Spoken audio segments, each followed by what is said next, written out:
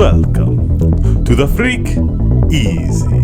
Oh, that's my favorite one. That was good. That's good. Spin-off podcast to the Geek Easy. I'm your host, Please do it the whole time. Count Jerry Neal. I think I can do this if he does it the whole time. Wait. Joined, of course, by my two guest hosts. I can do it too.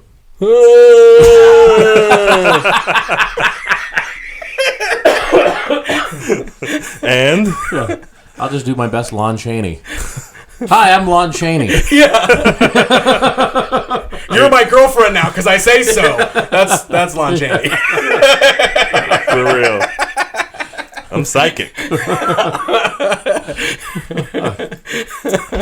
What's up, guys? We are talking this week about something very near and dear to my heart. Yeah. The Universal Classics. Mm-hmm.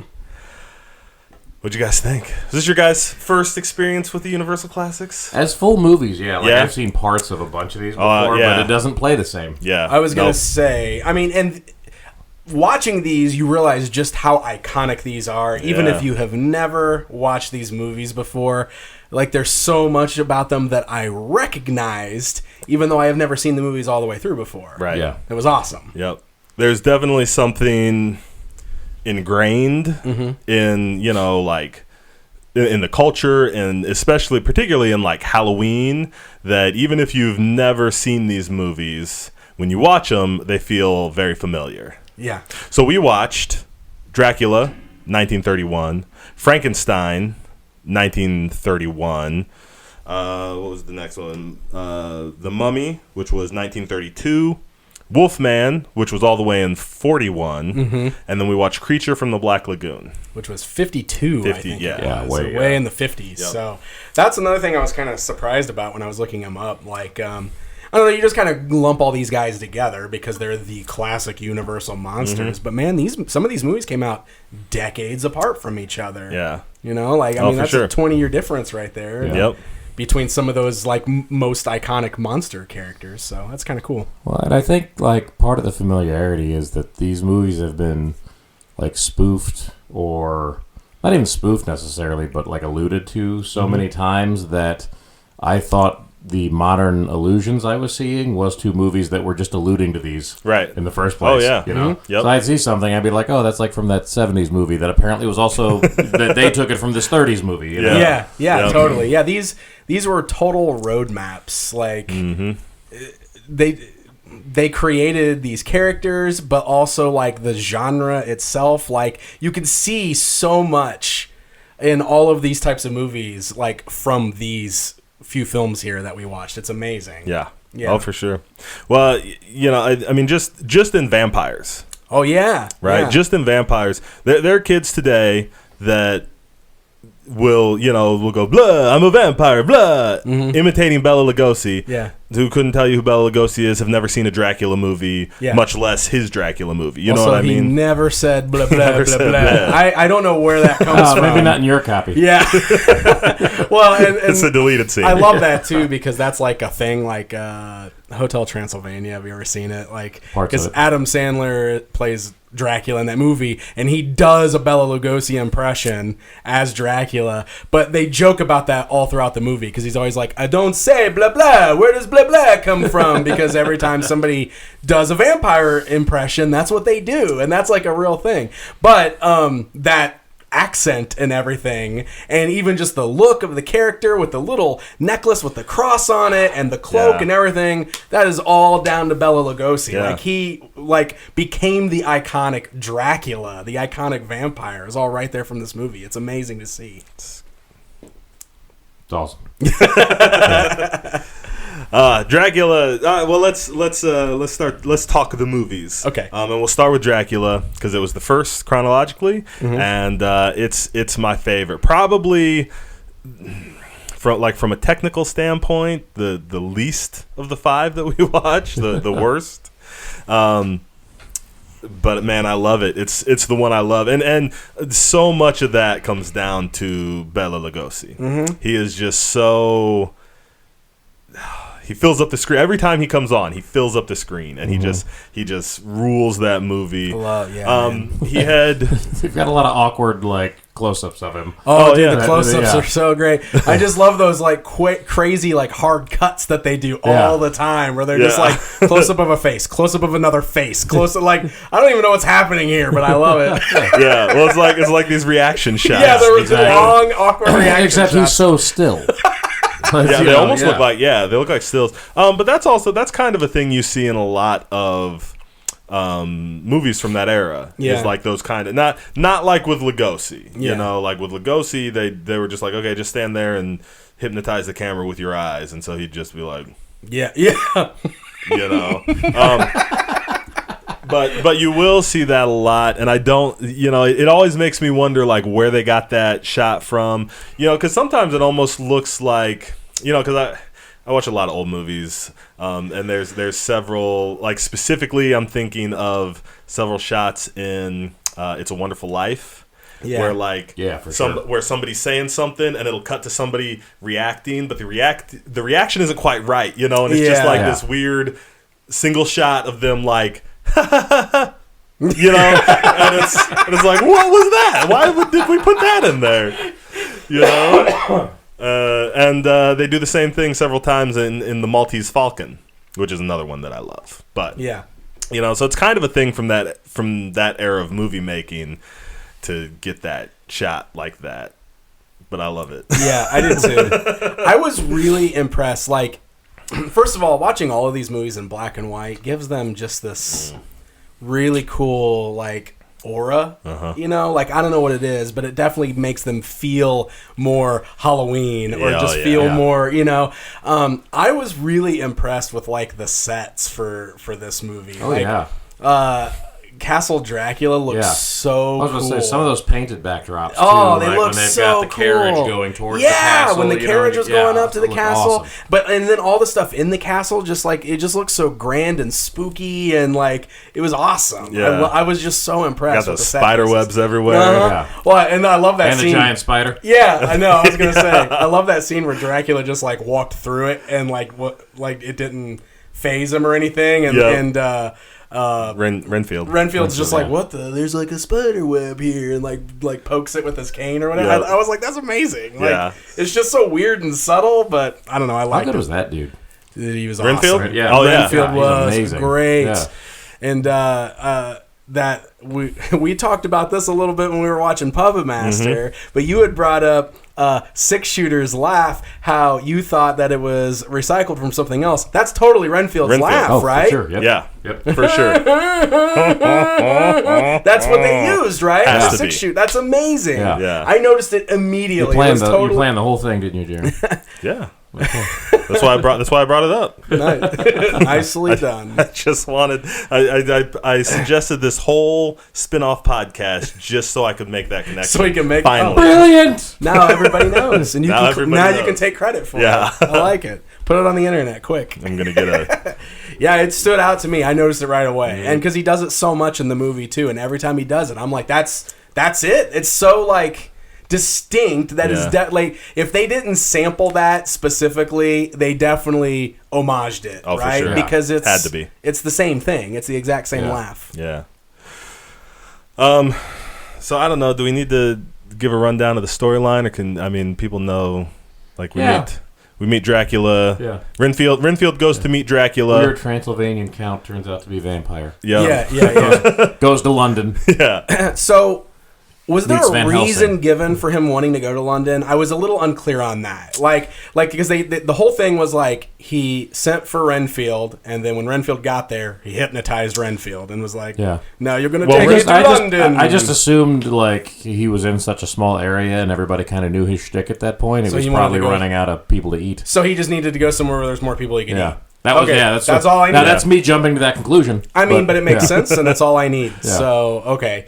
Because that's basically what happens. He goes there and just starts eating people. Yep. And then, for whatever reason, Dracula's gonna Dracula, dude. Yeah. Yeah, dude. He's not there to charm the ladies, except to make them dinner. I was gonna say, except for the one that he decides to turn into a vampire and like bring back as one of his brides. But he's got 3 brides back in Transylvania already. Yeah, you know. Yeah. So like that's a thing, but he's not. Right. He's not the lovey-dovey, sexy right. vampire. So that's we just have what I today. mean. Like that's what he does. He takes brides every once in a while, turns them into vampires, but then eats everybody else because he's a vampire. Mm-hmm. That's all we need. That's all we need for Dracula. Van Helsing. It was kind of fun to watch Van Helsing in this movie.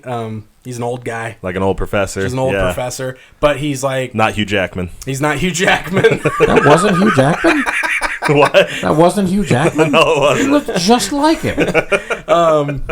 But I like how like hip to Dracula he was. Like Right off the bat, he dude. knew what was up. He Yeah. knew what was going on. Straight called him out when he showed up. Yeah. Like, Van Helsing's gonna Van Helsing, yeah, bro. dude. Yeah. He's like, this dude, you know, he didn't have a reflection. Oh, he's a vampire. That's Right. why. And just like straight, like just laid it out. Like people were just like, man, you're crazy. Well, he No, knew I'm he Van knew Helsing. he had already known because they did that scene at the school or laboratory wherever Van Helsing worked, where he was like inspecting a body Yeah. and inspecting the blood, and he's like, "Oh, they've all been exsanguinated. We only one type of thing does that." Yeah. And somebody was like, don't give us your superstition. And he's Yeah. like, superstition can be super. I don't know why it affected that. Yeah. That was. He talks the same. Yeah, he does just like that. I think it's fun But how many bigger words we knew back in the 30s. Oh man, Yeah. yeah. Can you imagine Jonah Hill saying extend? I can't even say it. Exsanguinated. There we go. Yeah. I I really like. So like we've seen a lot of times. Vampire Lord shows up, makes himself a ghoul, yeah. right? Or makes like a ghoul servant to have running around. Right. Renfield became his ghoul servant. I thought he was great. He wasn't like a zombie or, a lot of times the ghouls get real gross and like start falling apart. And they're like a ghoul. He's just like. He just got creepy. He got super creepy. He got super crazy. He wanted to eat bugs all the time. Yeah. Flies And at then- first, and then Anything- spiders. yeah, And anything then with rats. blood, And then they but- promised yeah. him rats. And then they promised him rats. Anything with blood that wasn't human. Right. So many rats. So many rats. I love this scene. I love the scene, like the showdown scene. Well, not the showdown scene. The first time Van Helsing confronts Dracula, because he sees him in a. Well, he doesn't see him in a mirror Right. when he should be in the mirror, and so he's super interested in that, and he keeps looking back and forth, and then he shows the mirror to Dracula, Yeah. who like gets angry and slaps it out of his hand, and then he kind of gives him a compliment and then just leaves, but it's such a great scene, just the two of them playing off each other, Dude, I love it too when he did that, like, super casual, just like pulled the crucifix out of his coat, and like when Dracula was like coming up on him, and he was like, I bet you don't like this, huh? Dracula's like, and was just out. It was amazing, dude. He was so smooth, it was ridiculous. Yeah, all of the mannerisms and everything on Dracula, it was amazing. Like just watching him like do the creep base, like with the hands all the time. And anytime somebody showed him the crucifix, he did like the drawn Hit up it with like his coat. Yeah, the coat up over his face and hissing away from the. It was amazing. When he was eating a chick, he'd swing the coat around. swing the cloak around. And you know what stands out to me about all that stuff? None of it looks cheesy. Yeah. You know what I mean? Yeah. Like we've seen it so many times, and we've seen other guys who homage it, spoof it, satire it, but it's always like a joke, like, you know what I mean? And like, no, he just makes it cool and smooth, and just like, get him, Lugosi. Yeah, I know. Eat him up. Yeah, get him. Who were we rooting for? Yeah, I know. Hey, I know. He was awesome. He totally like just stole the movie for sure. So they track him down to the castle that he's staying in. Carfax Abbey. Yeah. And like Van Helsing knows how to take him Weird out. how they had branding all the way back then. Carfax. Amazing. Yeah, so I love it because there's like the two coffins in there, and the one of them's empty, and that's where they thought that the girl was. Yeah. Mina. Yeah, because she was like turning vampire, but wasn't all the way vampire yet. That was the other thing too. I loved because the whole way to make somebody else a vampire is they have to drink Dracula's blood. So they did that whole thing, and that's what happened. Like, she drank his blood, and then she felt like more alive than she's ever felt before, and she was all strong and everything. Like they had that whole moment, and that's another one of those things that like you always see referenced in vampire stuff because of that. So that's cool. But I love how like there was really no final fight or anything. Like Van Helsing's just like, oh, there he is, he's in here. Give me that thing over there so I can hammer the stake into his heart. Yeah. And then he just does. Yep. And like you hear Dracula go, and then that was off screen. Off screen. Yeah, the camera's on Jonathan and Mina. Because they've got that whole chase scene kind of like where he takes her to the castle and they show up to come get her and they're like looking for her and everything, and then apparently like day just breaks and he's like, well, got a nap. Yeah. You know? So he's just gone, and the next time you see him, he's just in a coffin sleeping. And then he gets staked and deaded. Yep. And then she's just fine, I guess? Yeah, I know. That's so that was one thing. When they kill Dracula, she's I guess, good to go. That's what they, I mean, that's definitely what they implied. Yeah, as long as she Was hadn't, Renfield fine too then? theoretically, I guess. As long as she hadn't fed yet. Because they definitely said something like she can be saved or something that, like at the end, because I think they said a couple times, if she feeds, we won't be able to save her. Yeah. So I mean, and this also, like, this kind of starts a trend with all of these movies that I kind of love. Like, they staked Dracula, they found the girl, she's like, oh, thank goodness you found me, and then the credits just rolled. And that was it. Yeah. That was the end. Except they didn't roll, it was just a... Oh, yeah. Still shot. No still rolling shot credits. all at once. Yeah. No cameramen. No, it was just actors too. There was no crew. I don't, because they give in the older movies they always give the cast at the beginning. Yes. And then sometimes they'll do it again at the end. I didn't notice at the end, but I think it was this one I noticed at the beginning. Like the three main actors all had like all caps on their names, and then everybody else was kind of lowercase. Yeah. Which I thought was a real cool like just way to feature your, because I mean nowadays everybody gets billing rights and it's negotiated in whose name comes where and all sorts of stuff like that. Who's a star, who's a co-star. Back then it was like everybody was just on the screen, like all 12 people in the movie are just there, but they kind of just gave that little emphasis to the main stars, which I thought was cool. Yeah. So it was super fun, and I love the way that. And this will happen several times while we're watching these movies, but I just love how this movie ended. Like, the climax of the movie goes straight to the credits. Like, there's just nothing else at the end. We don't need anything else after that. Dracula's dead. Roll the credits. We're done. See you guys later. Thanks for coming. Well, it goes too, because they were like, all right, we're going to head back to town. You coming? And Van Helsing's like, yeah, I'll be there in a little bit. And then... Awesome. Also, we can't move on without mentioning the times. Well, I wanted to bring up, because you had mentioned how it was kind of weird because he would turn into a bat, and they talked about him turning into a wolf. They turned into a wolf too. Yeah. They also used wolfsbane to keep him away, not garlic or something. Not garlic. Yeah. Yep. And I have heard that before. Wolfsbane being like a vampire deterrent. I don't know. So now I'm curious where the garlic came from if it wasn't this movie, because they didn't mention garlic. That'd be interesting to find out. Yeah. I also loved all the scenes, because there's several scenes where like he kind of shows up as a bat, like eavesdropping or something, and Jonathan Harker just runs up to like shoo him away. I mean, they obviously don't know he's Dracula, but like it's still normally he's able to just shoo him away, and so I think it's real funny. Like Dracula's like, see what they're doing. Oh no, yeah, so, and just flutters away. Like, I just think it's funny how hardcore London dudes in the 30s were.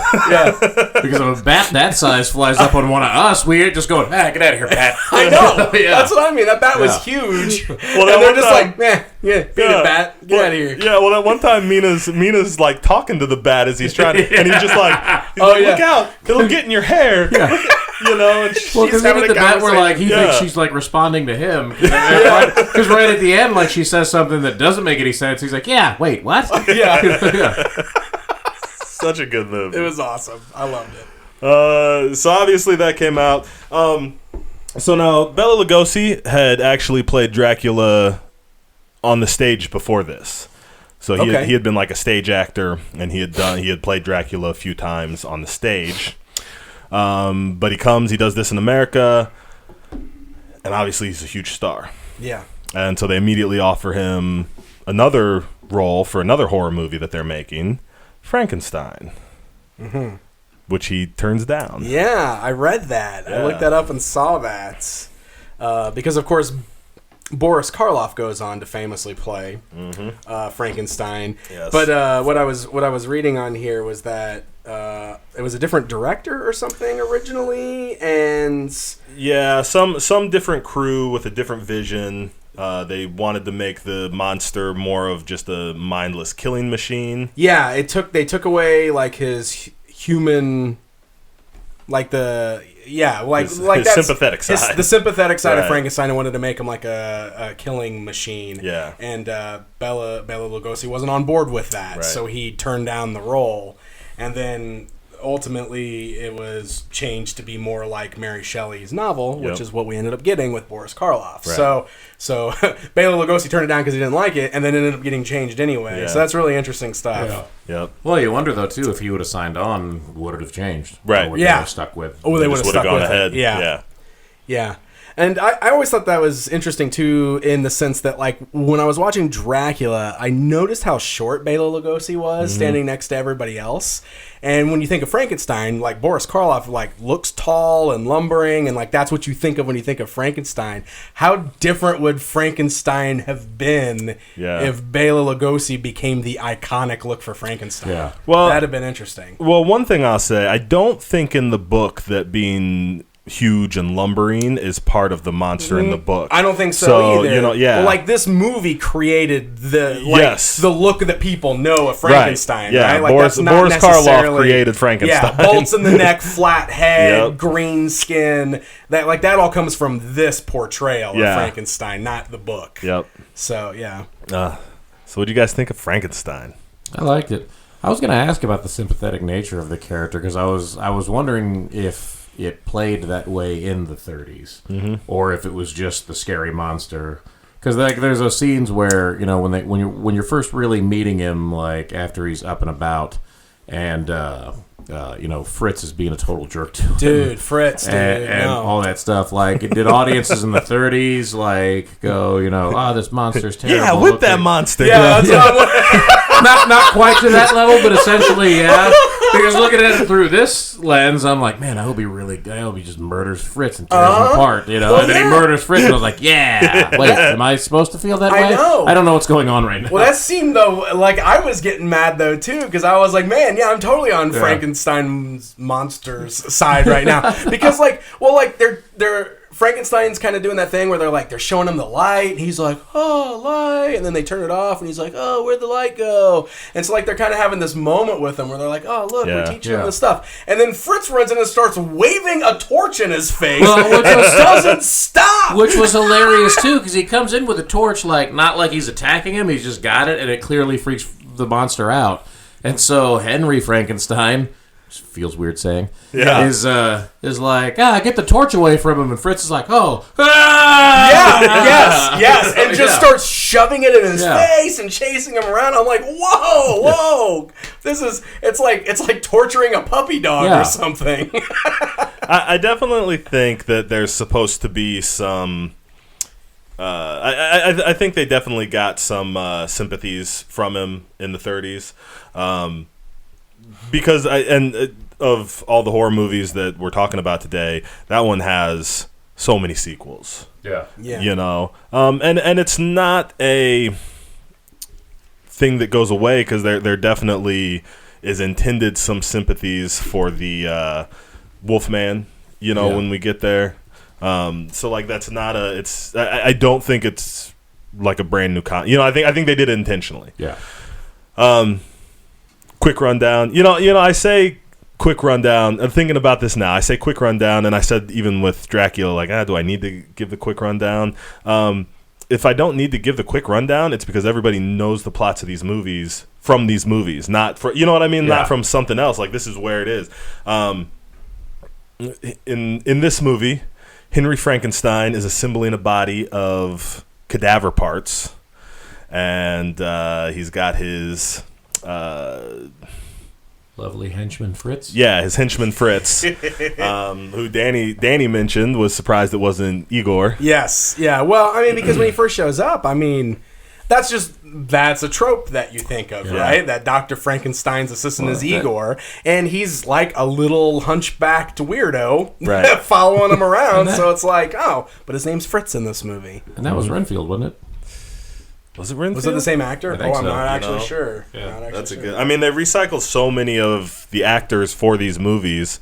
I'm just this side of positive, but we'll do the research. I mean, you're probably right. Dwight Fry. We probably shouldn't all stop talking and do this. Sharon, continue with the rundown. Good call. So the rundown. So he gets the body assembled. Yeah. He's got his girl who is worried about him with his, and she goes to his friend Victor. So not Frankenstein. Not Frankenstein. The name change is Victor real Mortis. Confusing. Victor Mortis is his name. Victor Mortis. That sounds like a wrestling name. If I right. So not only is it Renfield, when you look up Dracula, like the picture they have for Renfield is him playing Fritz on IMDb here. Nice. Okay. All right. So it's the same guy. Cool. So Victor and what's the girl's name? Helen? Yes. Right? Yeah, Helen. Is it Helen? There was a Helen in one of these movies. There's a Helen in one of these. Elizabeth, yeah. So Victor, Elizabeth go to the school where Frankenstein is supposed to be studying and meet one of his teachers who tells him that the coursework was moving too slow for Frankenstein, so he left. And apparently, I always think it's funny because apparently this doctor is this professor who is Van Helsing again. Yeah. Just stays in contact with Victor because he gives him like all the answers. Like, well, he wanted to create life. No, he wanted to kill people and create life. So he moved up into this scary mountain castle to continue his experiments after we wouldn't let him kill people and bring them back to life here at the school. Like, what do we like? Hold on. Yeah. So he just ran away. Okay, great. Yeah. And I also really wish we had more backstory because I want to know where he made the transition from overambitious college student to like meeting Fritz and being like, "Hey, Fritz, you want to help me steal dig up some bodies with me?" Yeah. I would assume he probably found Fritz in the graveyard already doing that. Okay, maybe so. So they go up to see Frankenstein. I also love, and I think this kind of works for it. They show up to see Frankenstein, and he at first doesn't want to let him in because he's about to do his big experiment and bring the monster to life. And he doesn't want to let him in. This is after they got the wrong brain too. I thought that was an important part. Yeah. Because like they try to find a brain in the graveyard and the neck's broken, so the brain's useless. Which I don't know much about anatomy, but sure. Okay, yeah, I know. I was like, man, okay, I'll take that explanation. Well, it's also super weird because he's like, the neck's broken, the brain's useless. But then they just go and get the brain in a jar. Exactly. It's like you would think like, oh well, we need the spinal cord intact because that's what breaking the neck would do, would break the spinal cord. But that brain in the jar is just like in the jar. Yeah. But they're setting that up. Anyway, like the professor's showing his class these two brains so they can look at the difference, and one's just like a normal person. And the other one's this like violent homicidal maniac. And they're like, look at the difference in these brains. I'll leave them up here so everybody can study them. And then like everyone just runs out of the room as quick as they can when class is over. So that's totally a thing though, right? For sure. Even back then, for sure. Yeah. But then Fritz sneaks in and grabs the normal brain, and then immediately gets startled by a bell or something, and just drops it and it explodes. And so then he grabs the maniac brain and runs away with it. I know, it's just like that felt so like cartoony to me because like they're even labeled normal brain, abnormal brain. Like they've got big labels on them, and he's like, just take this one then, and just runs off and never bothers to tell Dr. Frankenstein he grabbed the killer murderer's brain. Did he peel the label off on the way back? Yeah. I don't want him to scratched off the AB so it said normal. Well, X. Yeah, which is another thing that made me wonder about like the sympathetic aspect of it, because like they set that up. Yeah. And so that makes me think, well, he's just going to be this like crazy, terrifying monster, and then they don't play on that at all, and they make him a sympathetic figure, which is another thing that made me go, did they make him a sympathetic figure, or is that the 2019 lens? and it was different. No, back then. I definitely think they were going for the sympathetic thing, especially when we get to the scene a little bit later on. Yeah. But like immediately after Fritz starts shoving that torch in his face and freaking him out, they're like, well, we better go ahead and just chain him to the wall and leave him there then. Like, that's just their Right. like, wait, hold on. Your jerk friend was waving a torch in his face, and we better chain Frankenstein up now? Or Frankenstein's monster? Sorry, I keep doing that. Yeah. But, like, well, they even says that at one point. He's like, Fritz always tormented him. Yeah, like, yeah. But it's people get tormented without murdering somebody all the time. Yeah. Like, Well, because that was the other thing too. Because as soon as they were like, oh, Fritz is screaming. That's weird. Let's go check that out.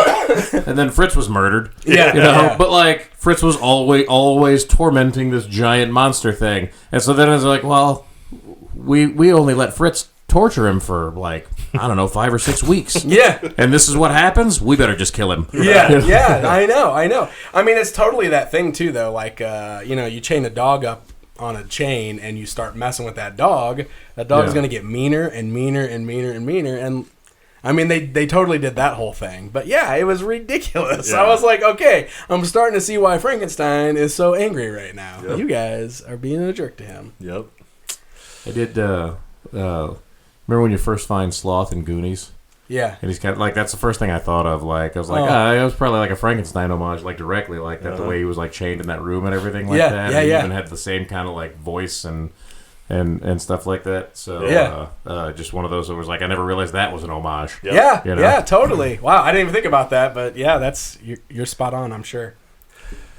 So the friends show up right as he's about to bring Frankenstein to life. I jump back to this because I think it's I always love. I mean, I think it fits, but I always love how he's like, "You have to get out of here. My work is everything right now. You have to get out of here." And the doctor's like, or his friend is like, "Come on, man. You can't actually think you can bring stuff back to life." And he's like, "Oh yeah, well, come in and see." Oh yeah, I'll show you. Yeah. I mean, I feel like it fits with the kind of mania they're trying to portray in him at that point. Yeah. But it's just, I always think it's because it's like that. It's not like An instant turn. Yeah, and the dude doesn't even really know what's going on. He's just like out of the blue. He's like, "You guys got to go away. I'm working," and he's just like out of the blue, like, "Come on, Henry, you can't think you can really give life," and he's just like. All right, come watch. I'm gonna show you right now. Yeah. Well, I think also like they do it. It's like they get that maniacal scene that he's alive. Yeah. And then they just cut to like the girl and the friend are just back in town hanging out with his dad. And his dad's like, "What's going on?" And they're all like, "Yeah, he's working. He's working. Yeah. He's working. Yeah. Super weird. The transition there was real weird. And then the Burgermeister shows up. Well, I was gonna say, the Burgermeister Meisterburger. Yeah. Well, it gets real weird. I don't know about real weird. Sound effect to play. Boing, boing, boing, boing. Declared the toys be illegal. Yeah.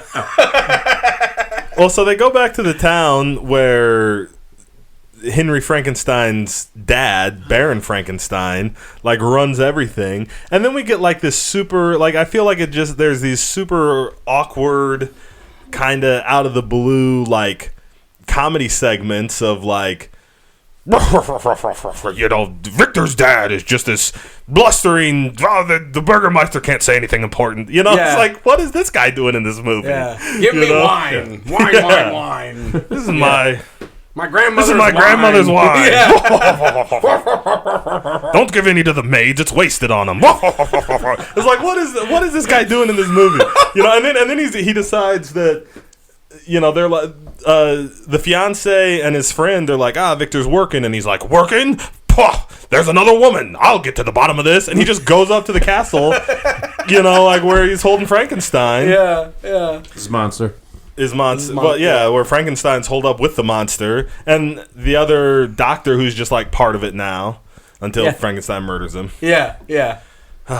It's super Such weird. good stuff. Yeah, it's super. It's just weird. it seems like two different movies. Well, because they go through that whole scene too, like we're kind of at that point now. So, like, yeah, he went crazy. Mm-hmm. He killed Fritz. He killed this other doctor, Yep. whatever. But then we go through all this stuff where all of a sudden it's just like, everything's fine, and now I'm going to get married, and I'm sorry I spent so much time on this. The monster runs away, and then they just transition to, I guess we'll do the wedding now. Yeah. Sorry I spent so much time on the monster thing. That was my bad. Let's go ahead and get married now. Right. And, like, we're in And she's just all like, okay, yeah, finally. let's do yay marriage, and we're like Right. just in this whole thing now.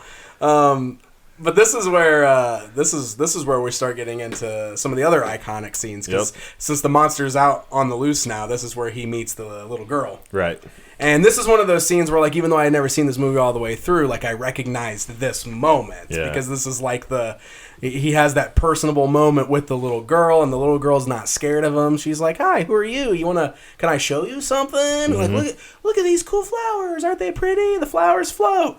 And then the scene's pretty messed up because, like Frankenstein's very entertained by it, and he thinks it's really cool, and like he ran out of flowers, so he decides to find out if that little girl will float like the flowers, and he just picks her up and chucks her out in the water. They don't float down there. If he would have stuck around, she would have. Yeah. Ooh, wow. Too dark. Too dark. I mean, a little dark. I can never watch that scene without thinking of the scene from Captain America where that Nazi is like throws that kid in the lake. And the kid's just like, it's cool. I can swim. Yeah.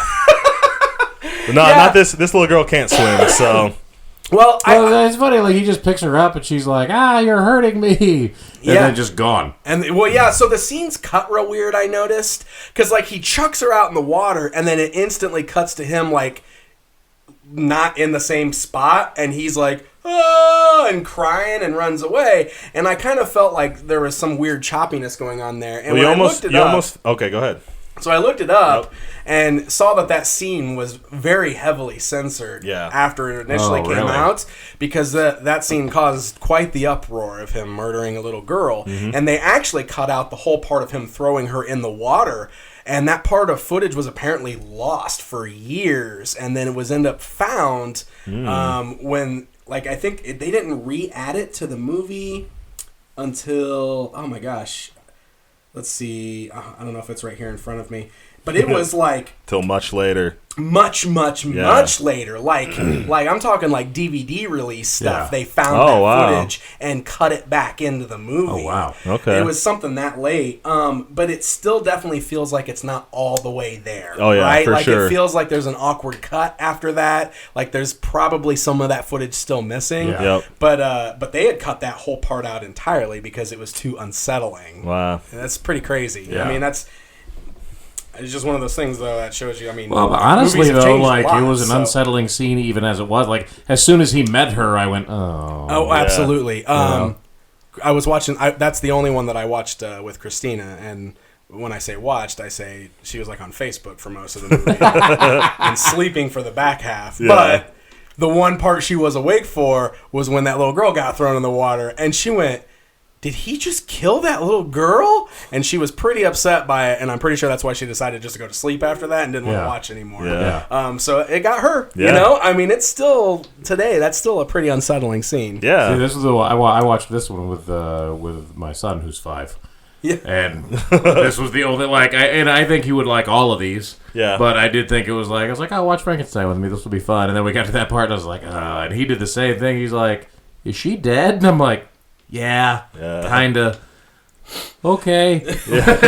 Yeah. Well, man, they followed that up right with her dad carrying her dead body through the, you know, like I'm sure it was unsettling for the monster to kill her.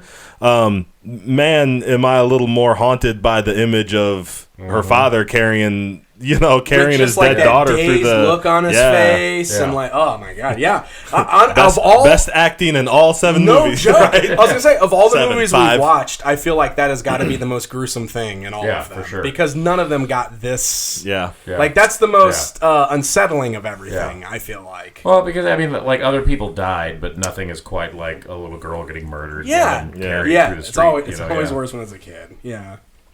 Well, and they did the horror movie thing where, like with Fritz, they set us up not to like Fritz. So when you come in and he's dangling from his neck, you're like, good. Yeah, good. Take that, Fritz. Yeah, dwarf. Exactly. Exactly. So now we get the scene. So now we get the part where, the villagers are up in arms and they've got torches and pitchforks and they're going to chase down Frankenstein and murder the monster. And we get a really, I think it's a really cool scene of how they just like, it's a cool scene to watch as they're chasing the monster all around. When Frankenstein is finally able to confront the monster again.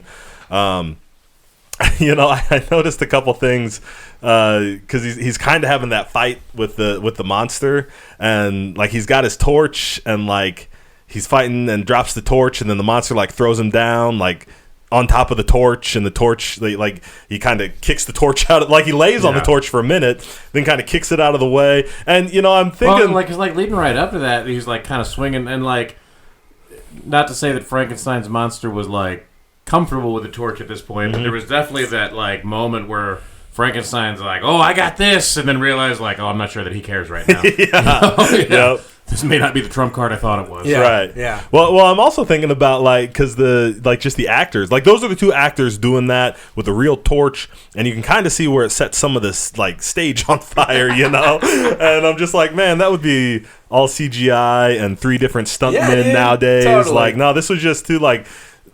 Boris Karloff and his Frankenstein monster, and what's his name? Colin Clive, I think, is the name of the guy who plays Frankenstein, like just kind of tussling around and getting thrown down and falling on the torch he dropped right there. Like, man, I noticed that too. Yeah. Like, good stuff.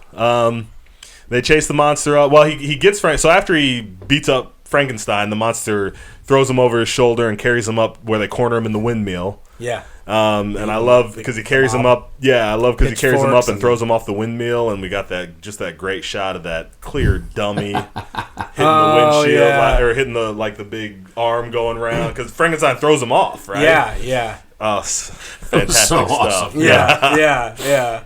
He just ragdolls down because he's just a ragdoll. Right. In that scene. Yeah.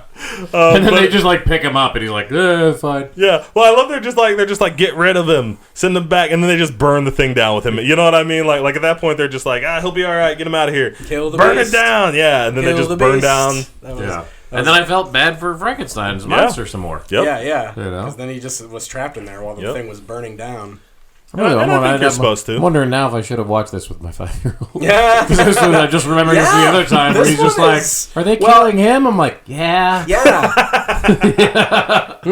Yeah. See, and also with him, I guess, being the sympathetic monster, it does make it a little worse. Yeah. Like, I really do feel like out of all the movies, this one's probably the most intense as far as that stuff goes. Well, and he's screaming a lot, right? Isn't he screaming when it's burning down? Yes. So, it's not like just a quietly into the good night, dear monster. It's like, yeah. Man. And then that log falls on him. That big thing falls on him. Oh, Traps yeah. him down. Yeah. And then you just see the... burns, Which his scream kind of reminded me of something too, like that, like the way he was freaking out, which could be a billion things. Oh yeah, I'm sure. Probably something they've sampled before. Yeah. Not a Wilhelm scream or anything, but Karloff scream. I do on a lighter note. Every time the monster's on screen, I get images of Phil Hartman from Saturday Night Live, where they used to do Tonto, Tarzan, and Frankenstein. And they would do like songs or whatever, and they would sit there and they'd be singing them, and then they just cut the Frankenstein part, and it would just be Phil Hartman dressed in full Frankenstein going, "Fire bad!" Ridiculous. Oh, man. Okay, so just to correct myself before we move on, it was the 1980s when they found that lost scene and then reincorporated it into all modern versions of the film after that. So, which it's right before. DVDs came out in the early 90s. Yeah. So that scene was missing from the original release of that movie all the way to the 1980s because that scene got cut for censorship. So it didn't get added back in until the 80s. Yeah, it's pretty crazy stuff. Yeah.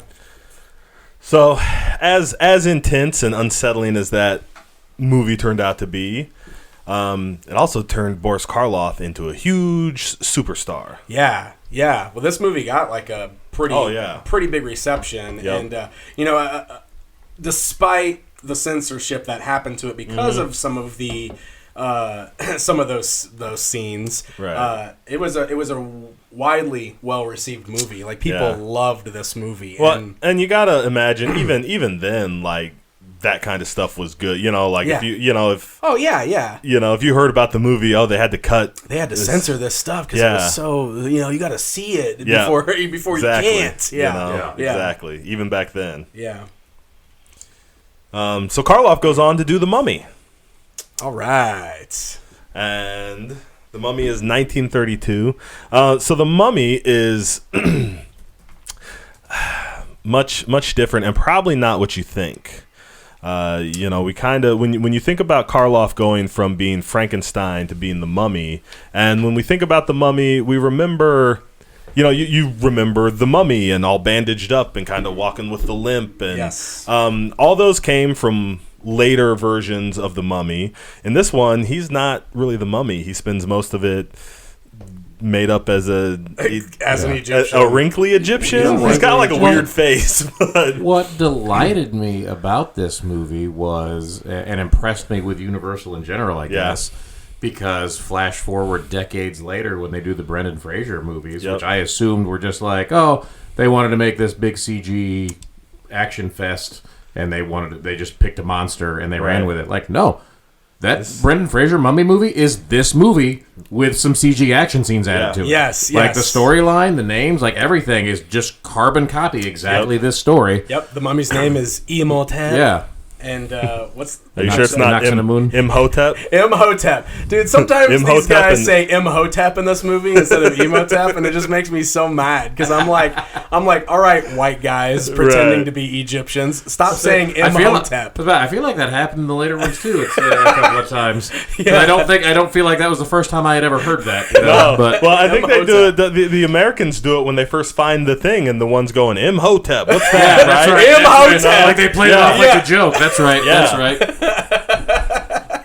We should have forgot about those Americans. I gotta go rewatch that. I was gonna say we should have watched the Brendan Fraser one. I love Princess Ankh-Esanemun. Is that how you say it? Ankh-Esanemun. Yeah. Yep. So that's her name in this too. So that's I was pretty. Yeah, like I was like every time like they did a new thing, and I'm like, I already know what's happening. This is awesome. I just couldn't stop going Imhotep like the whole time I was watching this movie. Just every time he was on scene, I had to do it. Like this movie just needs some scarabs and a bunch of sand. Right. It's perfect. Not the scarabs, man. Scarabs are the scariest part of that movie. No, I still have. Man, that's talk about the crawl thing under your skin. Yeah, man. Talk about the thing that sticks with you. Oh gosh.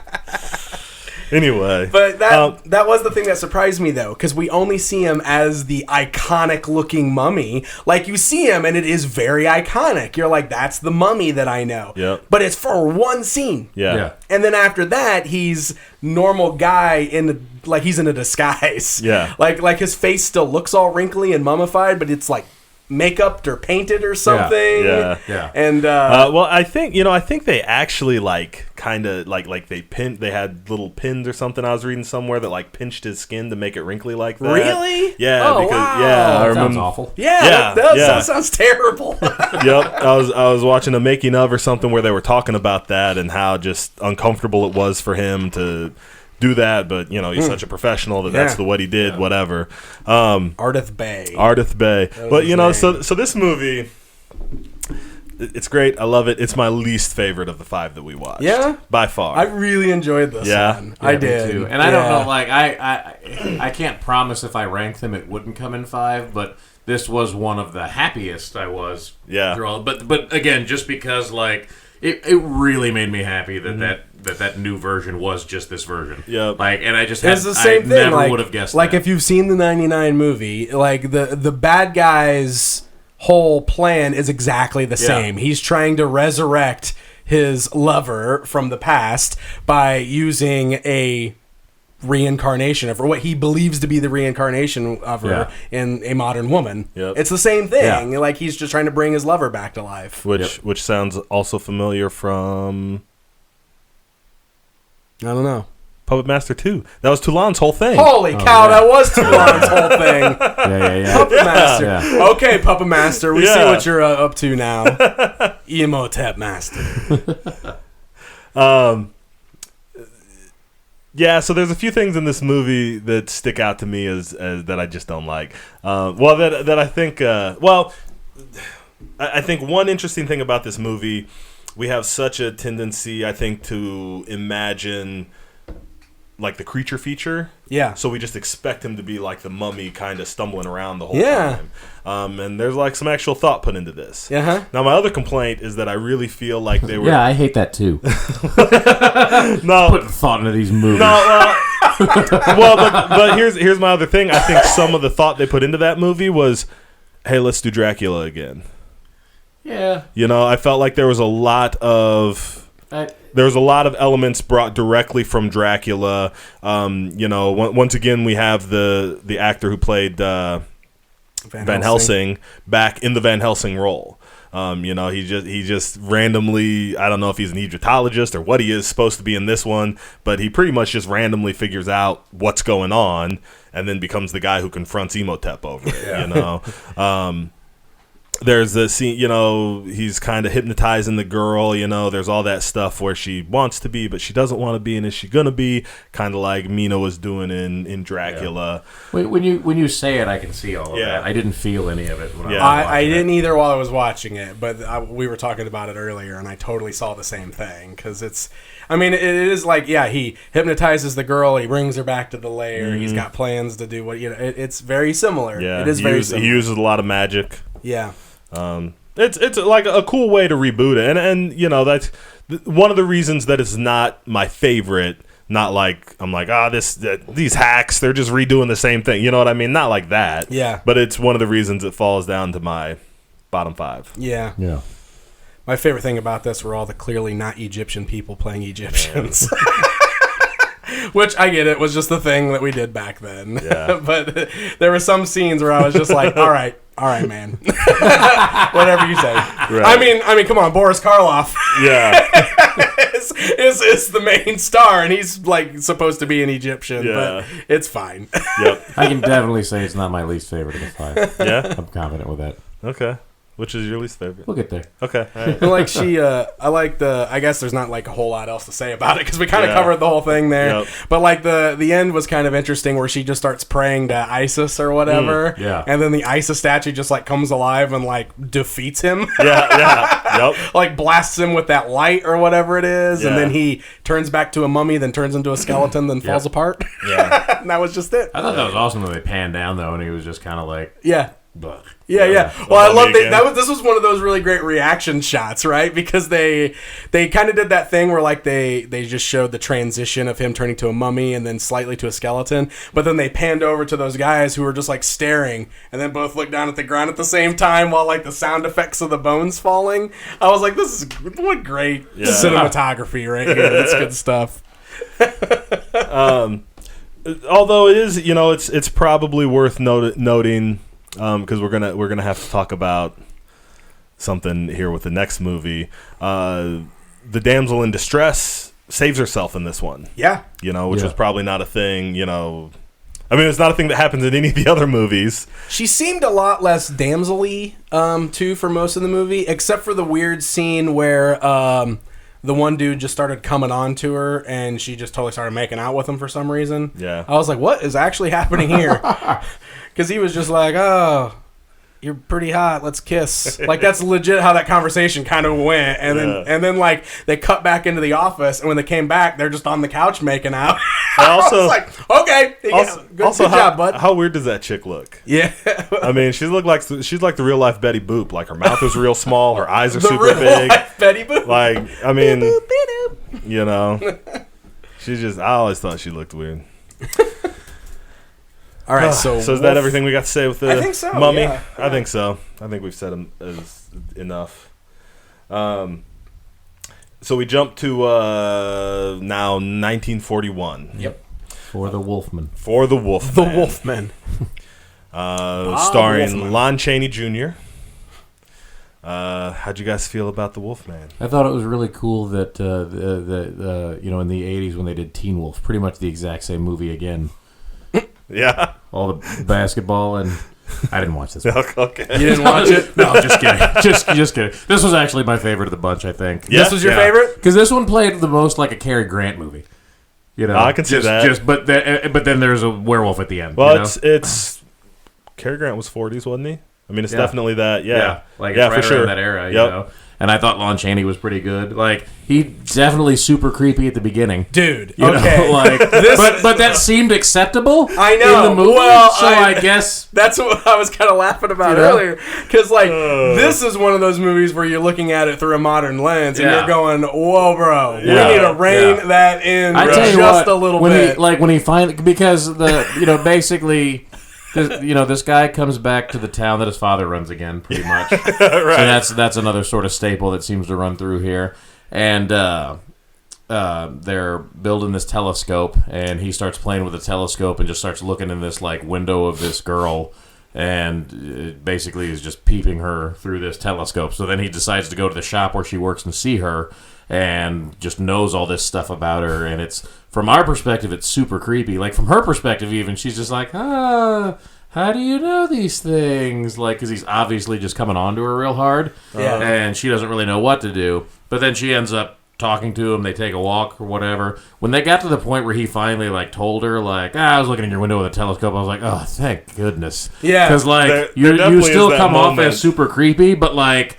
This is it, like, once you actually say it out loud, it's way less creepy. Dude, they took him forever to get to that, too. Yeah. Like, he looked at her through that telescope and just decided, that's my girlfriend now. And then went down there and told her that. Yeah. And, like, she said no 1,000 times, and he super didn't care that she kept saying no. Yeah. Like, there was even that scene where, like, he just showed up after the store closed, and she's like, what are you doing here? And he's like... what do you mean? What am I doing here? I told you I was going to be here. Why are you surprised? And she's like, because I told you no. And he's like, whatever, dame, let's go do this. Yeah. And, like, just grabs her and, like, leaves with her. It's insane. Well, I love how angry he gets when she's like, oh, my friend's here, too. Yeah. And he's like... And then, like, slowly does this, like, come around where he's like, I guess that doesn't matter. Like, what? Also, she was engaged, and he super didn't care about that. Yeah. Like, man, dude, it was real over the top. It was bad. So I don't know if this was, like, in the 40s, was this, like, a likable guy? Was this a character we were supposed to root for? Because it didn't do a good job of getting me to root for this guy. Man, this day and age. I think you see a lot of that persistence in the leading man. It doesn't always come off as creepy. Yeah, but it makes me wonder if they meant for this to come off as creepy, or if this was just sort of overplayed. Well, I think a little of both. Because you could definitely make the argument that this is the one about a man who loses control of his aggressive animalistic side, right? Yeah. I'm not saying that to defend the creepiness at all. I'm just saying, like, man, he does come on a little strong. Even for the leading men of that era, he comes on a little strong and a little creepy, and then he turns into a monster for it. Yeah. Okay, I guess putting it like that maybe that is what they were going for. I don't know, but I mean, only a little bit. Only a little bit. Only a little bit, man. Like, I don't want to give them too much credit because we know they was crazy back then, and I've got some stuff to say about Black Lagoon when we get there. Which is 10 years more progressive than this should have been. So, but I also didn't think like at the beginning super creepy, but he wasn't like that in like every scene. Like a lot of scenes, he was very likable. Yeah, most of the scenes where he wasn't necessarily with the girl. Yeah. But he came off as that kind of when he's getting talked down to by his dad. Man, his dad has to be the most condescending dude in all 5 movies, right? Oh my god. Well, they go through the whole kind of lore of the werewolf, which, man, everybody in this town knows a lot about werewolves. Yeah. Because, like, Lon Chaney comes in and somebody mentions, like, the werewolf, and he's like, oh, is this like some, like, rumor? Doesn't even know what it is. Yeah, he's like, what is that? And they're like, it's a man who turns into a wolf. And he's like, that's just a myth. And they're all like, well, we don't know. And then, like, everybody you run into, there's this group of traveling gypsies, one of which turns out to be, like, the current werewolf. Yeah. And we go meet them. Bela Lugosi. Yeah, Bela the gypsy. which played is by playing- Bela Lugosi. Yep, playing Bela the Gypsy. So it makes sense that one of them is a werewolf, and they all know about the werewolves. But like all the normal people you meet are like, oh, it's probably a werewolf. Yeah. And every time somebody argues, they're like, well, I don't know, because and then they just start like going into like the werewolf mythology, and I'm like, does everybody in the town just buy this like right away? Yeah. Well, there's also. So this movie has a kind of interesting thing going on. You see the rule of 3 a lot with this movie, which I'm not sure if they think that pertains to the werewolf somehow. But there's also, I thought, the interesting progression, because when he first comes in, somebody at the castle, he's talking about it with his dad, and they're like, oh yeah, werewolves. He's like, what's a werewolf? He's like, oh, like lycanthropy. It's a form of schizophrenia. And my favorite dialogue in any of those movies by far. Yeah. Well, it was, and that's one of the, because this movie had a little bit more of the dialogue side that I like from some of those older ones, and that was one because his dad's like lycanthropy. Lycanthropy. It's a form of schizophrenia. And Lon Chaney goes, well, that's all Greek to me. And his dad's like, well, that is Greek. But then when he goes to see the girl, she's talking about it, and she's a little more like, oh, some people believe this and this superstition and sign of the wolf, and if you eat wolf's bane, you become a whatever, and oh, here's this cane with the wolf on it, and then when they go to see. Then the gypsy ladies tell them about it, So when they go to see the gypsy, so like 1, 2, 3, we see Wolfsbane is referenced like 3 times leading up to him becoming the werewolf, and something else. There's another. They do the even a praying man line. What is that? The little saying, even a praying man. Even a man who is pure in heart and says his prayers by night may become a wolf when the wolf's bane blooms and the autumn moon is bright. Yep. Right. They do that 3 times leading up to him becoming a werewolf. Yeah. So there's kind of this thing going on with that. So and I picked up on that, and then I right away, and I was like, oh, that's like the 3rd time we've heard that, you know. And he becomes a wolf. Yeah. So Bela the Gypsy is the current wolf. He goes and eats the friend. The girl. Yeah, he goes and eats the girl's friend. And Lon Chaney murders the wolf with that big cane, which is pretty impressive.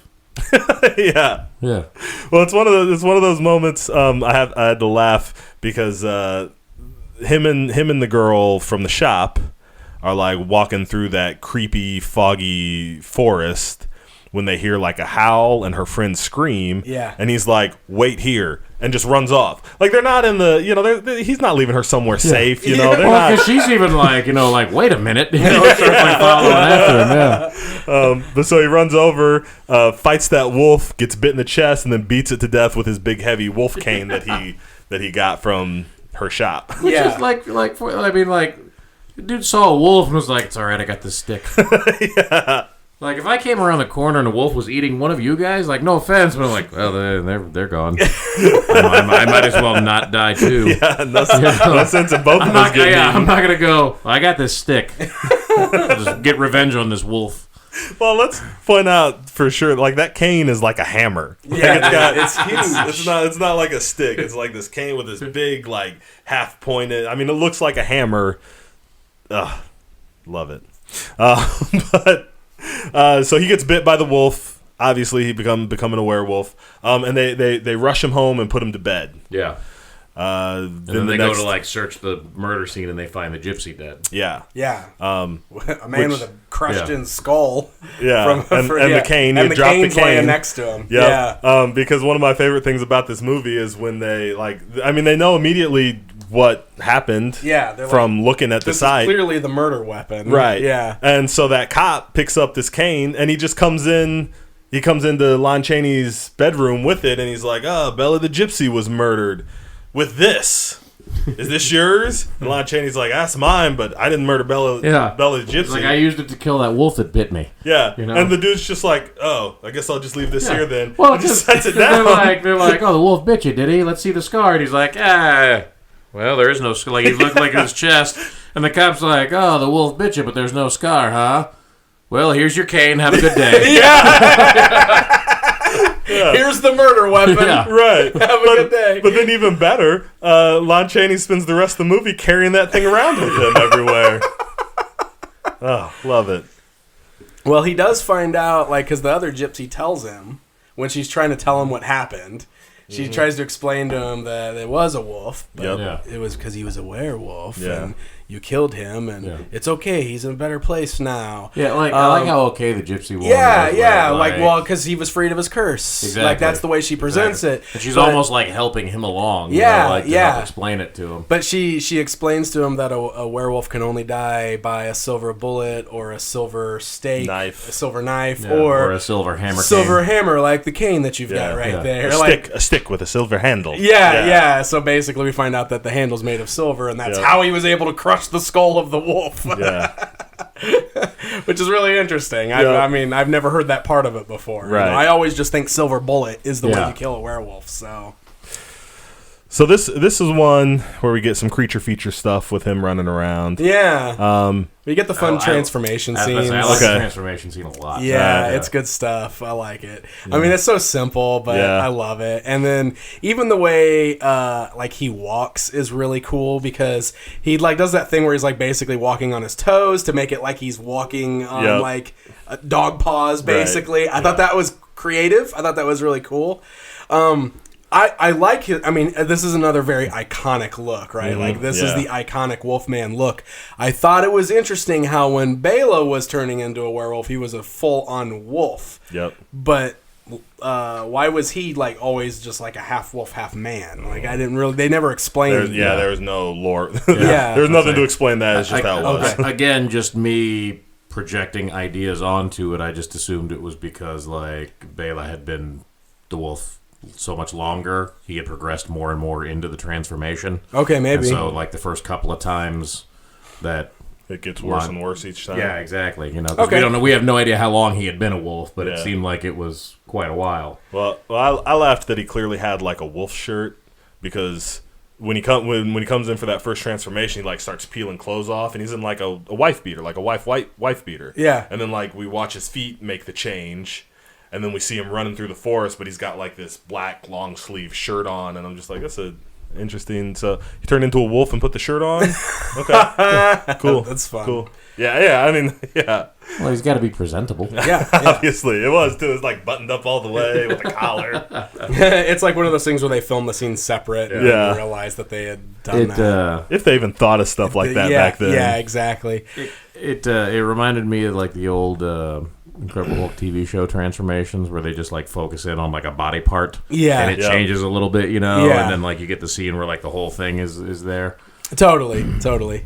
Well, and this was cool too because this is kind of doing that same thing as the other movies where it's establishing a pretty set of rules for the way the Wolfman works because like every time he turned into the Wolfman, he'd run outside and kill somebody and then would wake up the next morning and have no idea how he got there or what happened or anything like that. So totally kind of that's just the thing we know of a Wolfman, of a werewolf. So finding the paw prints. And this movie had a ton of setup too, like in comparison with because all of the run times on these are like 110 to 120. Yeah, which I thought was perfect for all of them too. Yeah, like, I definitely could have taken more backstory, and they could have been fine as slightly longer movies for sure. But I thought that having this like the quick punch of them all, like it was like the pacing on everything was perfect. Right, because they didn't have to just fill time; they just did what they had to do. But, I mean, there's only like 20 minutes of this movie left when he even changes the first time. Yeah. Like, it's real deep into it. Yeah, totally. Which I thought was great also because it is just building and building and building. You know? Yeah. Well, and they also, one of the things they set up that we haven't really mentioned in this is that, like, the werewolf can see his next victim by seeing a pentagram on their palm, which I had never heard before. That was totally new to me. There's also a pentagram somewhere on the werewolf, so if you see it, then... Yeah.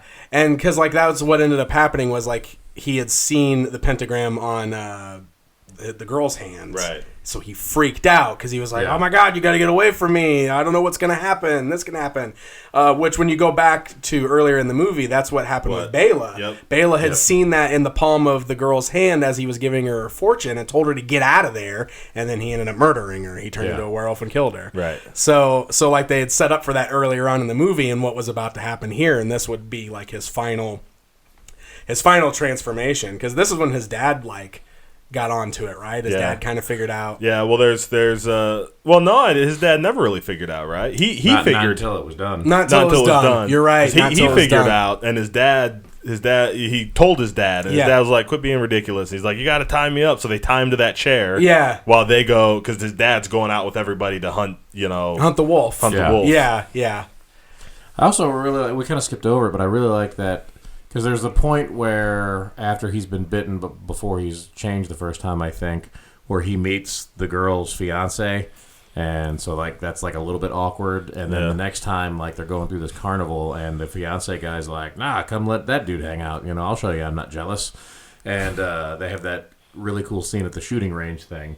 Yeah. Where like they basically got this carnival game where it's like a shooting range, so you get a rifle and you just start pegging these targets, and he's just nailing these targets down, and then this one target pops up and it's a wolf, and he just gets like totally He can't caught shoot off it. guard, and he can't shoot it, and he pulls off a couple of rounds and just misses, and that other dude's just like, "Oh, here, bang," and just like knocks down. It's like, "Well, I guess you couldn't handle it." Yeah. I thought that was a really cool scene. That's a cool scene. Something else to note about this is this movie is what solidified a lot of like our werewolf lore. I mean, not all it compiled. I mean, really, what they say. How all the cultures around the world have had some kind of werewolf. Lore in their culture. Like that was true leading up to this. And they all had different rules and different things, and this is really what solidified what we think of when we think of a werewolf. Yeah. And the silver bullets and silver, hurts them and all that stuff. Yeah. If we notice, even in this one, it's not necessarily a full moon. You know what I mean? Like Right. it's never. It was just nighttime. Yeah, it was right? just Like nighttime. sometime at night, he turns into Yeah. a werewolf. Yeah. Well, and they do mention a couple of times that it's like different parts of the year or something like that. Like they put some limitations on it, but I don't remember them ever fully specifying full moon. Yeah, they never said full moon. Yep. I don't think. In like the moon being bright, part of that. Yeah, rhyme when they do, when something the like moon that. is bright. Yeah. Yeah, but The autumn moon. The autumn Yeah. moon. They say yeah. the autumn moon. I think they mentioned it more in like regards to like the solstice. Yeah. Something like that. Those types of things. Yeah. It's in later movies where they're like, "Oh, the full moon," and it becomes more solidified by that. Anything else to say about the? No, it Wolfman? was a good one too. Good one. It's It's a good one. I really enjoyed this one. Yeah, I thought it was a lot of fun. So then we move to 1952. 52, 54, somewhere in there. Is it 50? Oh, 54. You're right. So 54. Good job, John. Creature from the Black Lagoon. This was my least favorite. This is your least favorite? Yeah. I dug it. Yeah, Quite a bit. yeah. Yeah. Featuring the Gill Man. The Gill Man. That's Yeah. apparently his official name. Gilman? Gilman. Bob Gilman. I picture him as more of like an Otto. Otto Gilman. Otto Gilman. Awesome. So one of the things I love about this one is like full on creature feature from the heart of the creature feature craze. You know what I mean? Yeah. I mean, they this one's even referred to as like a sci-fi movie, right? Yeah. More like science fiction than horror. Yep. Yeah. Which Well, I can see. I mean, it's 20 years later, and kind Oh, of yeah. like the realm is more Yeah. along those lines too. Yeah. Like the way movies are going, and the way the pop culture is going more into that Well, sci-fi. and on that note, this movie was also filmed in 3D. So this was a 3D film. So this don't was like know the why original Avatar, is what you're saying. The original Exactly. Avatar. This Exactly. is it. Yep, this is it. Every conceivable way. I don't know why I didn't watch it in 3D. Like, I figured that out like right afterwards because I think like the menu popped back up when the movie was done, and it was like, 3D is one of the options. I'm like, why didn't I do that? I want to see what this would have looked like.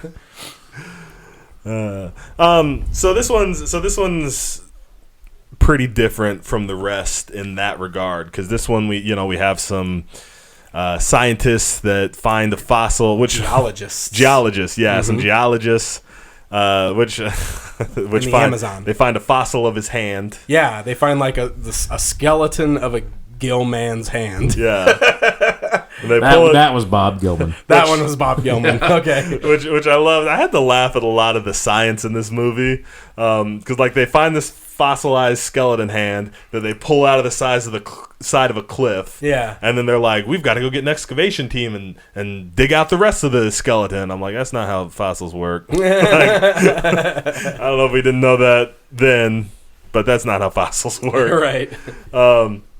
I love when we get back to the because they go and they talk to an oceanologist. Yeah. I think they call him, or something like that. Oceanographer? Something like that. Something like that. Who is then like, the more we explore the ocean, the more it's like exploring outer space, and the more we find out how important it is. And I'm just like, on one hand, I'm like, that's funny because we still say that now. But also, like, you became, like, are you really just discovering this? Because why did you become an ocean? Do you just like swimming? Like, what are we doing here, man? Yeah. Well, I thought it was because they were, and maybe I just misunderstood the conversation, but they're like pointing at this one fish, and they're like, look at this thing. It could kind of breathe air, but it the lungfish. It just got trapped in its evolution and never progressed from this. And so if it could be trapped there, other things could be too. And I'm like, but aren't you looking for like something more advanced or something less advanced, or what are you guys looking for? Yeah, for sure. Man, I done forgot all that science stuff. We go into the Black Lagoon. You found a fishman fossil. Yeah, I don't remember any of that science stuff. So they load up the team and they head back down to the Amazon.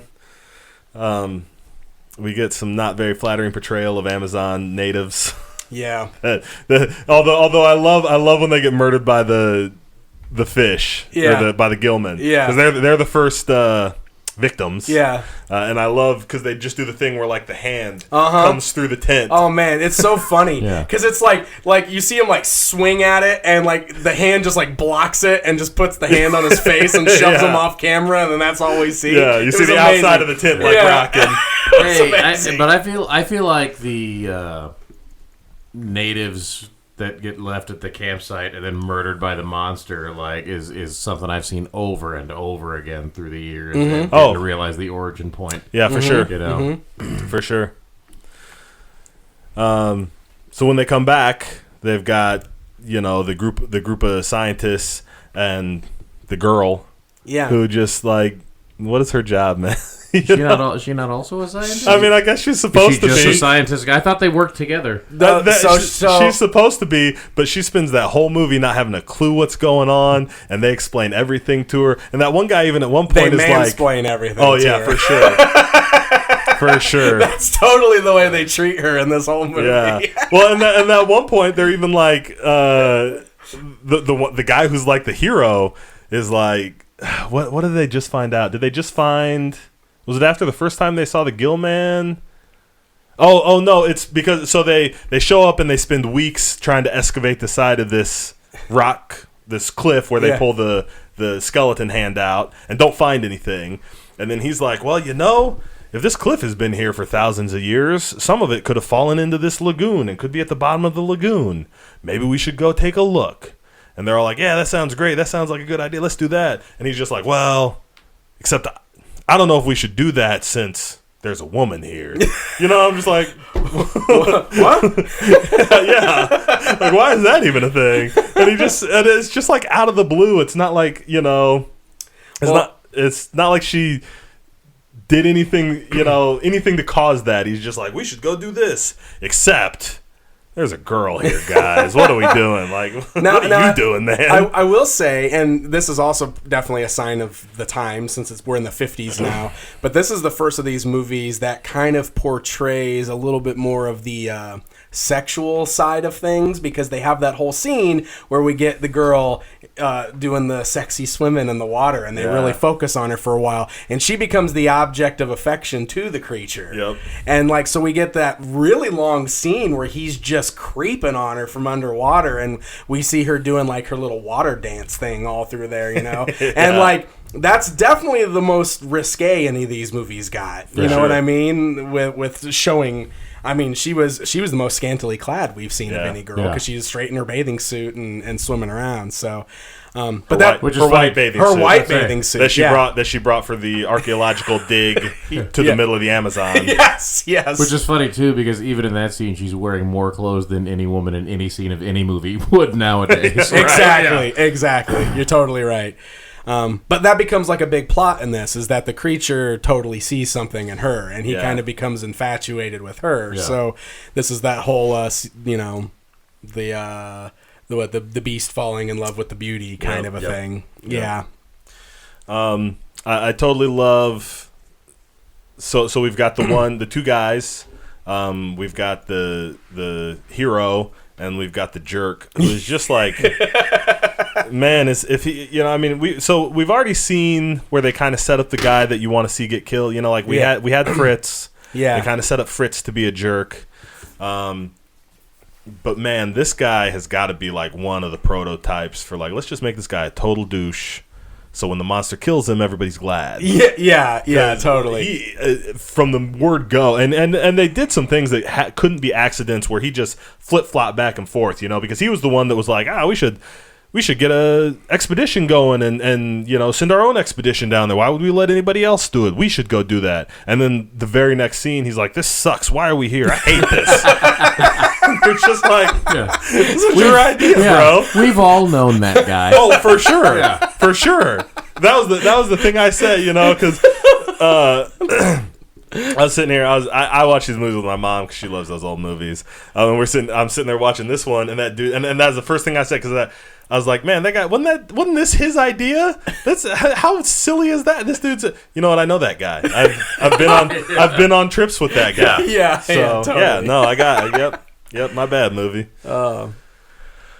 That becomes like once. So it starts off with like. The whole thing is like they want to find this skeleton, right? But once the Gill Man makes his presence known and starts murdering things and starts falling for the girl, like our hero kind of becomes more obsessed with tracking down the Gill Man than what their original mission was. And that kind of totally steers the whole thing off course there at the end. Because that's how they all end up at the Black Lagoon. Right. Because aren't they even given some sort of a warning about like... Because the jerk wants to find it, because it's like, well, we don't need a skeleton. We can find the actual thing. And dead or alive, because that guy tries to just harpoon it the first time they see it. He tries to harpoon it alive. Oh, yeah. I guess then every other time also. well, he wants that thing dead, and the oceanographer's like, we can learn more from it alive. Like, you're not catching that. I don't know. What are you doing? Yeah. Well, so that was an interesting, I thought, because they made reference several times to, like, the locals know about the Black Lagoon. Yeah. They think it's a paradise because nobody's ever come back from it. And so it was kind of interesting. It wasn't like the old... If Not you like go to the Black Harbinger Lagoon, you'll die. It was like the Logan's Run thing. Yeah, exactly. Cool. Yeah. Well, they get trapped in it. So they get there, and they get trapped in it because... Well, the creature blocks them in. The creature blocks them in by knocking those logs down. Right. And then that's when the whole big fight thing happens, right? And that's where they all dive in, and that's where we see harpoons a-flying everywhere, all over the place. They shoot the thing, and he's fine. Dude, he finally gets shot with a harpoon, and he's just like... just like pulls it out, and he's good to go. Yeah. But this is where he murders the jerk, dude. Yep. Well, that's a fun fight too. One of the things, there's so much, and I have no idea what the technology was like then, but they did so much underwater shooting. So much. And I was thinking about the poor actor in that Gillman suit swimming around. How did he survive that? Did they just go through like a different stuntman every day? I was crazy impressed. No, I think it's the same guy. No, I'm sure it is. Rico Browning. Yeah. I am so impressed with how good the Gill Man looks in this movie. Like, this is another one of those things, like, obviously, nowadays, that would be a totally CGI guy. Shape of Water. Right. Like, I think they did some practical effects for Shape of Water, right? I believe so, Yeah, but, like... that was Doug Jones in the suit? Was it? It was Doug Jones, wasn't it? Yeah. Okay, so that's fun. But, like, still, like, looking at the creature in this movie, for having, like... a face that's not animated or anything. He looks so good, and the way he swims around in the water, it's all real. Yep. And it looks fantastic. Like and maybe this is another one of those things where the black and white really helps it, but it looks great. I think. It does look great, you know, and even the black and white helps it, I'm sure. Yeah. A little bit. But how many black and white movies have we seen where like the creature is big and bulky and a shambling mess? Yeah, and you see seams in the costume. Right, yeah. You know, you see no seams in this thing. No. You see like the only thing, the face is a little still, you know, like the face doesn't move. You know what I mean? I mean, he's not blinking. They do some mouth stuff. They do some mouth stuff. Well, his gills move. Yeah. I was blown away when it, you know, like of all the things. When they did that couple of things where like he was breathing, and the gills were moving, I was like, this had to be that whole scene right there had to actually... cost that mask had to cost more than it cost them to go to the moon. Like what? This has to be the most amazing thing ever, right? The creature's always been one of my favorite looking Universal monsters. I've always been drawn to him. I think he's a cool looking character.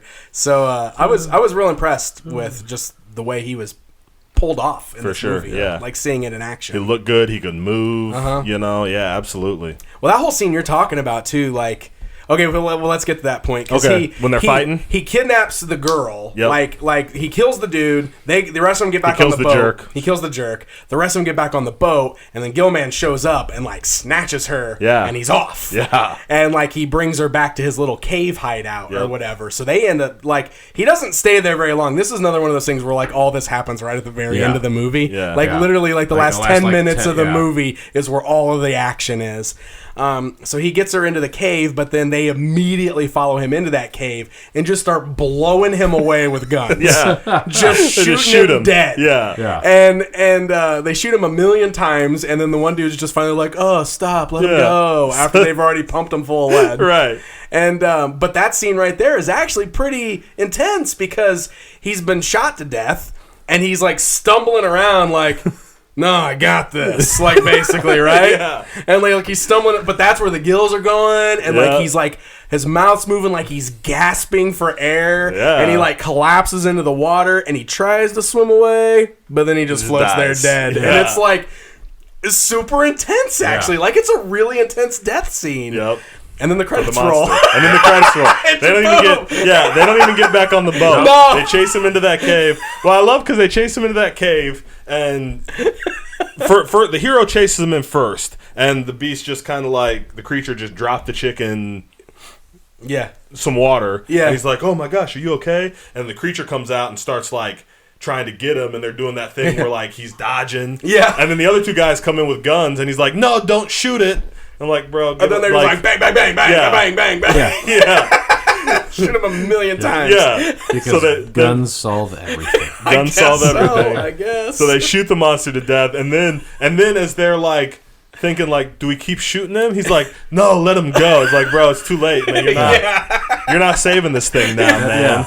That dude's just full of wishful thinking. I guess. Totally. But it's got to feel like, I mean, because a lot of these. You get to the end and everything just sort of happens, but like this one did feel like everything just happened right there in those last couple minutes. Like, you get that like they looked down and went, well, we've got an hour and 5 minutes worth of movie already. What do we do? Like, so does the harpoon work this time? Is it like just bring in regular guns. Let's get the scene shot, and we'll cut it and get out of here. Does the harpoon work this time? We haven't tried harpooning him in the face yet. Shall we do that? Right. Are you kidding? You know what that mask cost? Yeah. We could have went to the moon with what we spent on that thing.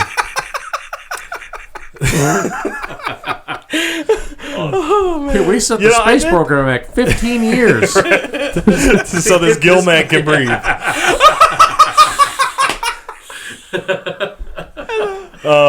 I did feel like there all the action did kind of happen right at the end, but I did feel like we got a lot of creature running around doing stuff, you know. Sure. And just wasn't much happening, but it was a lot of like this side is shots. And well, and this is definitely there's a lot. I mean, this is the highest body count we have of any of these movies. Yeah. I mean, the creature killed 10 people in this movie. Yeah. You know, nobody else killed more than Frankenstein killed 2. you know. 2, he killed the little Dracula girl. got a 3. He killed the little girl. He killed Fritz, and he killed that random dude. Yeah. They're just when they're in the mob scene, they just run up and there's a dude laying there. He's like, he's been killed by the beast. Like, you sure? Good detective and work the doctor, there. didn't he?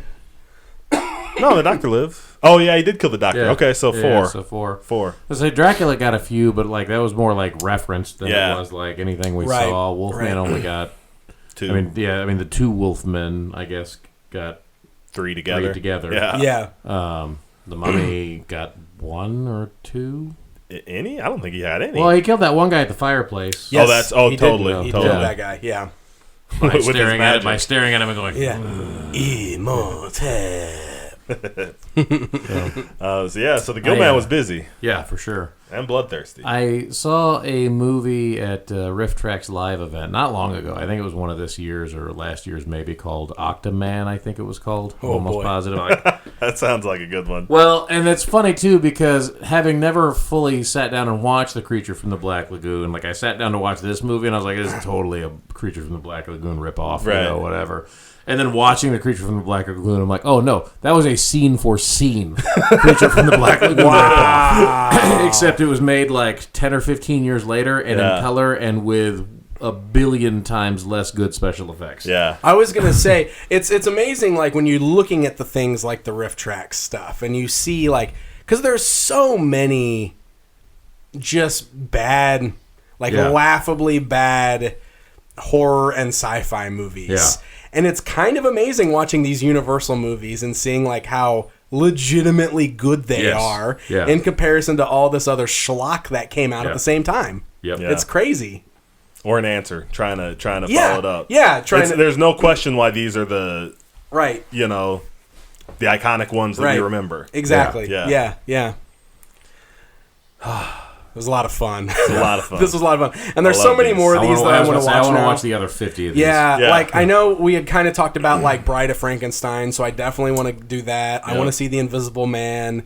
What's the one that's got the Phantom of the Metaluna? Operas. Phantom of the Yeah, Opera? I want to The see, yeah. What's the one with the Metaluna mutant? Because that's one of the Universal monsters too. Metaluna mutant? Metaluna. I Hold don't on. even know what you're Hold talking on. about. Be Yeah, honest. you would know What's him a if you saw him. Metaluna mutant? Metaluna. He's pulling it up. Hold on. Mutant. I can't see his screen. That's the name of the thing, right? The mutant. Oh, it came from outer space. Oh, it came from outer space. 1955. I didn't know that. Universal. Yeah, Is I it didn't it know came that thing from outer had a name. space? Yes, thanks That's God. the one. So I want to watch Well- that one too. 'cause Well, that's one. of the- If you're gonna watch that one, you got to watch The Blob. Oh yeah. So I guess that would be Can almost more anything on the move it? sci-fi side, right? But Yes. But it is Oh. a Universal picture, so It's That's actually, weird, I It's heard. actually an allegory for the invasion of communism. Represents communism. see this is Eating everybody up. Communism turning is into- just a red herring. this is the metal. It's a red blob. You Well, would nothing know. moves the blob. That's him. Oh yeah. You know him. Yeah, You know him yep. if you saw him. That's the big brain. because he's always kind of big lumped brain in. bobble eye thing. He's always lumped in with the Universal monsters. He's not quite as iconic as the other ones, but he's Yeah. considered You one guys of talking them. about that thing from it came from outer space? Yes, that's the thing I'm talking about. the metallurgy demon or whatever you called it. The metallurgy the metallurgy demon. The demon of metallurgy. Yes. All right. Goodness. All right, there we are. Oh man.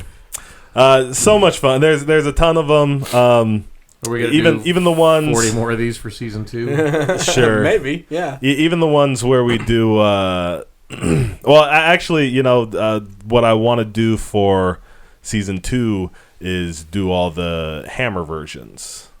Hammer Films did a Dracula and a Frankenstein and In This like island, the some 70s, mummies. came from this island. Probably a little. Ooh, I'd have to check. A little earlier than 70s, I would feel like. Those are that's not like the Jack Palance Dracula, is it? No, it's the Christopher Lee Dracula. Oh, okay. Christopher Lee Dracula, Peter Cushing, Van Helsing. Okay. It's amazing. Yeah. It's amazing.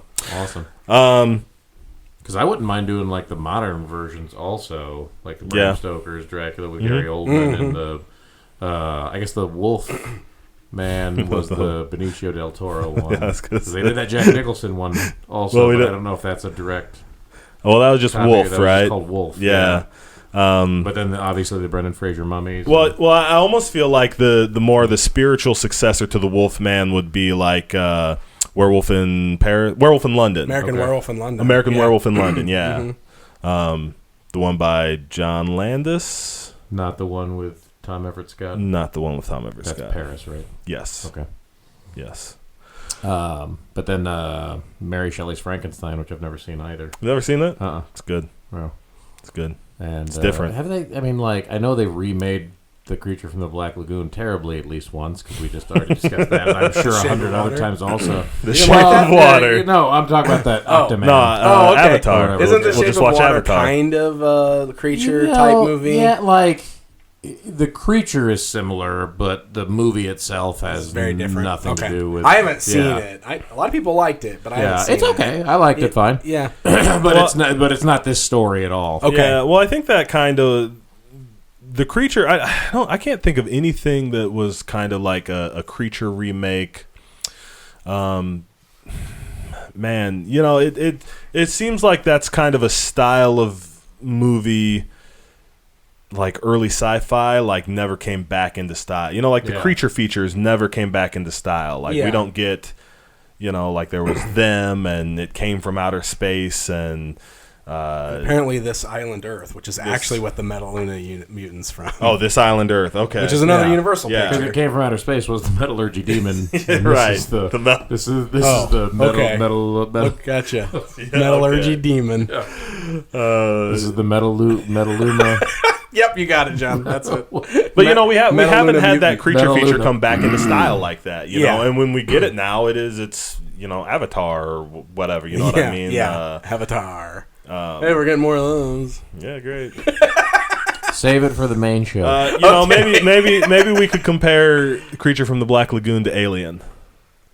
I can see it. That's a much more spiritual successor. Yeah. Wow. You've kind of got a group of. And the xenomorph does kind of look very creaturey, like Alien style. Yep. And it's totally into Ripley. Totally. Did I read that movie wrong? Yeah. I don't know, man. Well, that's going to do it for this episode, guys. Super exciting, super fun. I love the classics. Yes. If you haven't, It's been my favorite so far. Your favorite so far? For sure. It's been good. Yeah. It's been good. If you haven't seen the classics, you should go back and check them out. They will feel familiar, and you will be, just like we've talked about here, you will be surprised how much you recognize, even if you've never seen those movies before, and see like where today's tropes, where they kind of started. Yeah. This is our next to last. This is our penultimate episode, guys. Our next to last. Our next week. It's a very 30s word to use. I like it. Watching these movies makes you smarter. Yeah, definitely widens your vocabulary. Next week we will be back with our final installment of the 2019 Freak Easy series. And instead of being on Friday, we are going to release it on Halloween, and we're going to be talking about the entire Halloween franchise. I love the way this worked out. Part of the reason I wanted to do this is because it worked out to where we could start on Friday the 13th, and then we could end on Halloween, and it pretty lined awesome. Up. Yeah, it lined up pretty perfect. I'm excited because Halloween movies are another franchise I've never sat down and actually watched. Yeah. So I think I've seen a handful of the movies, but like the ones I have seen are like H2O.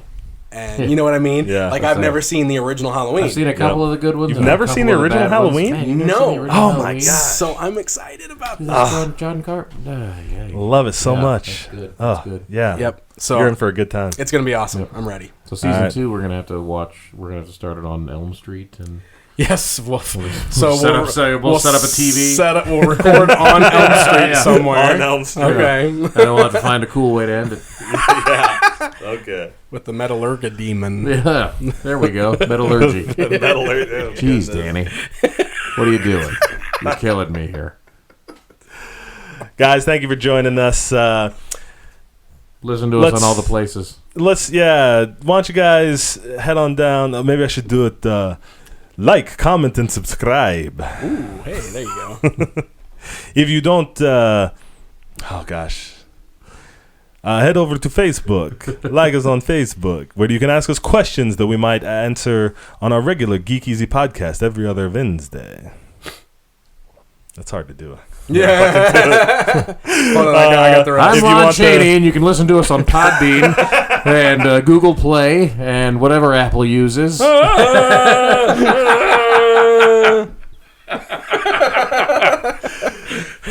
man. If you want the audio version, you can find us on Stitcher, Podbean, Spotify, Apple's app, Google Play. What else?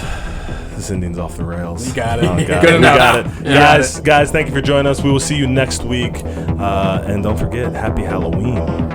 The Geek Easy Podcast is a production of PixelDan.com. Musical tracks used in the intro and outro are used with full permission of the respective owners or creators. Intro and outro narrations are provided by me, Brian T. Stevenson. PixelDan.com's The Geek Easy Podcast is provided for entertainment purposes only. The views expressed are those solely of the hosts or guests and do not necessarily represent those of PixelDan.com or any other party. Be sure to join us next time for another installment of the Geek Easy Podcast.